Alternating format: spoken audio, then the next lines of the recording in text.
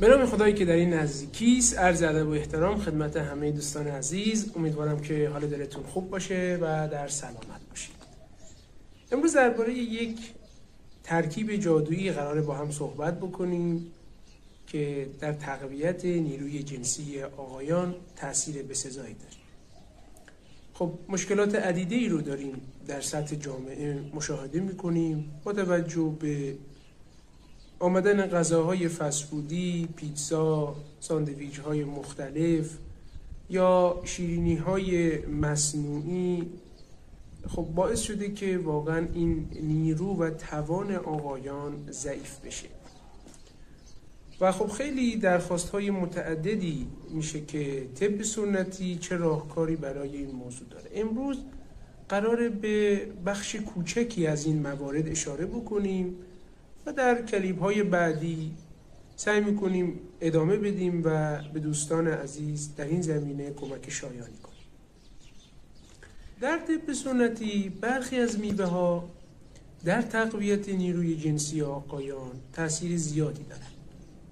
خب 4 میوه داریم که این 4 تا رو شما عزیزان میبایست حتما در برنامه غذایی روزانه خودتون قرار بدید. حالا چطوری رو در ادامه بهش اشاره میکنم. خرما، انجیر، زیتون و مغز بادام. خرما، انجیر، زیتون و مغز بادام که معروف هستند به پادشاه میوه ها در طب سنتی، به ویژه در مسئله تقویت نیروی جنسی. در این زمینه یک موضوع جالبی رو خدمت شما عزیزان بگم، شاید براتون جالب باشه. حکیم ابوالقاسم فردوسی، خب میدونیم ابوالقاسم فردوسی بزرگ در کنار اینکه شاعر توانمندی هستن، حکیم هم بودن و ایشون کاملا مسلط بودن به حکمت‌های طبی و این رو در شاهنامه میتونیم کاملا مشاهده بکنیم. ایشون اشاره میکنن که افراسیاب قبل از نبرد با رستم که تهمتن بوده، برای خودش بسیار شخص بزرگ و نیرومند و قوی هیکلی بوده، تمام اطباء رو دور خودش جمع میکنه که من قبل از نبرد با رستم چی بخورم که قوی باشم و بتونم در برابر رستم تا حد ایستادگی بکنم و همه اذعان میکنن مغز بادام. پس نشون میده که این 4 میوه، مغز بادام، خرما، انجیر و همچنین زیتون، میتونن در تقویت نیروهای مختلف به ویژه نیروی جنسی آقایان تأثیر زیادی داشته باشه. اما چگونه اینها رو مصرف بکنیم؟ اولا دوره درمانی که مد نظر ما داریم 2 هفته هست.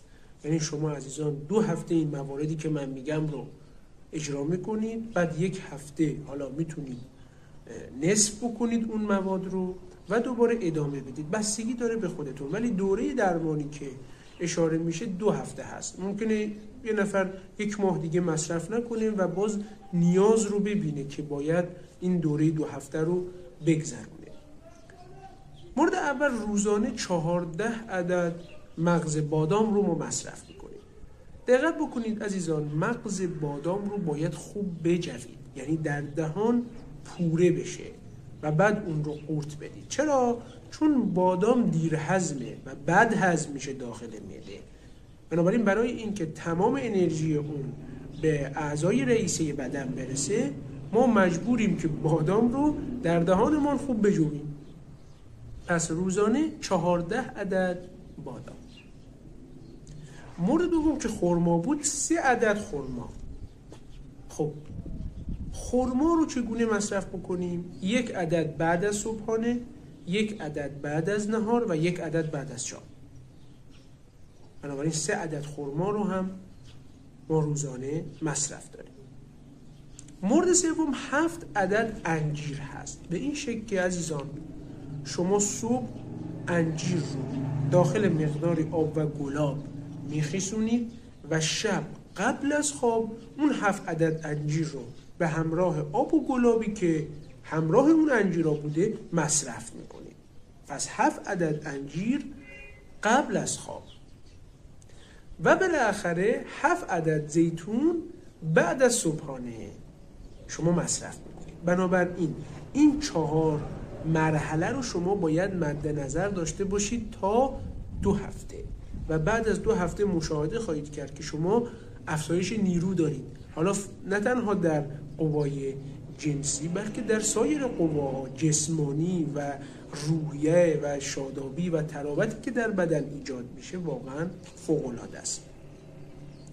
بعد از این 2 هفته هم گفتم خدمت شما عزیزان که میتونید استفاده نکنید یا اینها رو به نصف برسونید و مصرف بکنید یا فقط یکیش رو مصرف کنید، مثلا فقط همون بادام رو مصرف بکنید یا همون خرما، انجیر، فرق نداره.